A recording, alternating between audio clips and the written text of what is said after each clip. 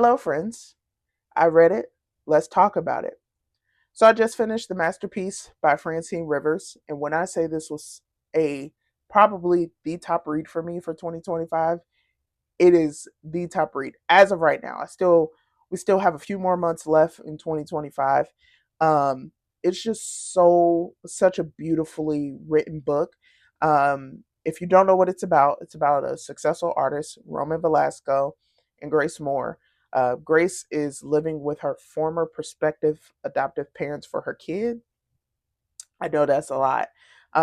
So Grace is a Christian. Roman is not. Grace ended up having a one night stand one night and had Samuel as the product, which is the name of her son, had Samuel as the product, and she had intended to give him up for adoption. But once she held him for the first time, she couldn't do it. She was like, I can't do it. Um, and the and Roman has a lot of deep seated issues. His mom was a prostitute. He was probably in 30 group homes, I think he said, from um, like 7 or 8 up until he turned about 18. And he just has a lot of stuff that he needs to deal with. But when I say this book was absolutely just written in such a way like I kept wanting more, and I still think about Roman and Grace, and I think I've read finished this book about a week ago. I still think about Roman and Grace now. That's how you know when a book is good, when you continually think about the characters after you've finished reading the book.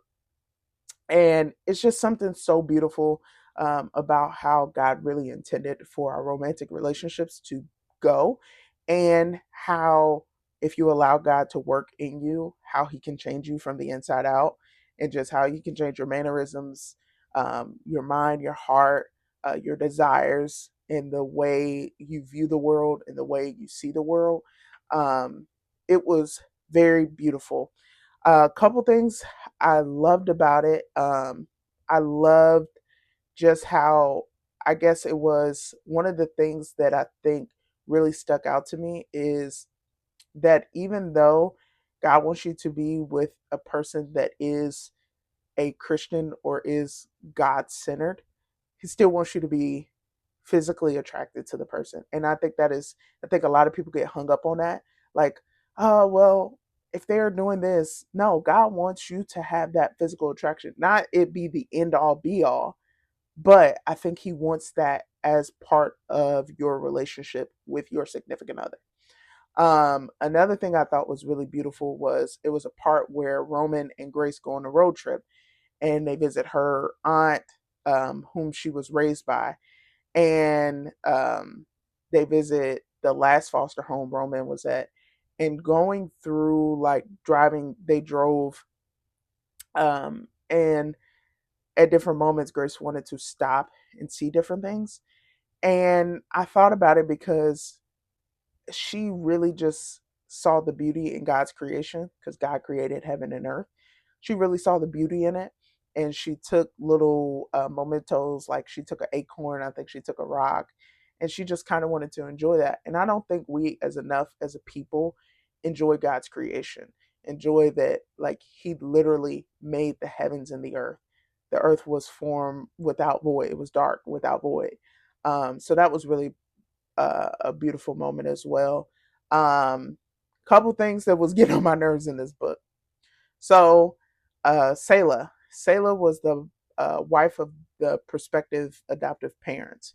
Selah was getting on my nerves because I could tell Grace, she could tell Grace had kind of changed her mind, or I don't know if she could tell, or she was living in this delusion that Grace was going to change her mind and give a Samuel to her.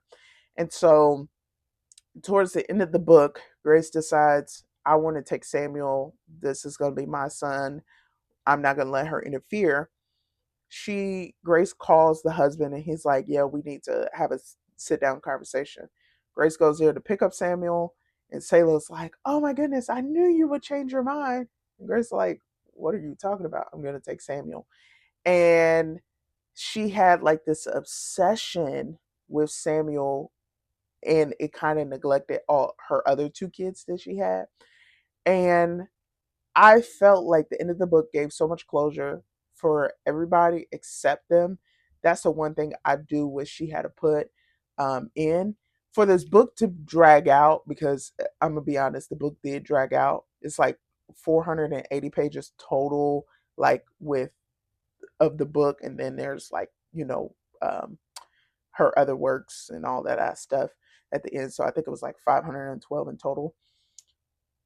I'm like, you could have put something in there where they kind of came to some reconciliation. But um highly recommend this book. Beautifully written. Again, I can't say enough good things about it. So till next time, friends.